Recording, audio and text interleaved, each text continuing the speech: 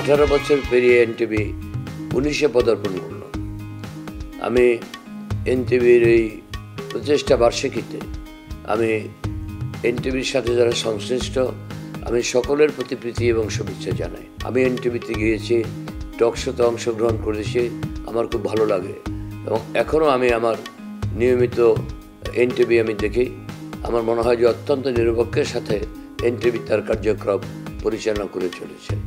আগামী দিনগুলোতে এই এনটিভি আরও দায়িত্বশীল ভূমিকা পালন করুক, এটি আমার কামনা। এনটিভি 18 বছর অতিক্রম করে 19 বছরে পদার্পণের এই শুভ দিনে আমি এনটিভির কর্তৃপক্ষ, কর্মকর্তা, কর্মচারী, সাংবাদিক, কলা কৌশলী, শুভাকাঙ্ক্ষী, শুভানুধ্যায়ীদের আমি আজকে অভিনন্দন জানাচ্ছি।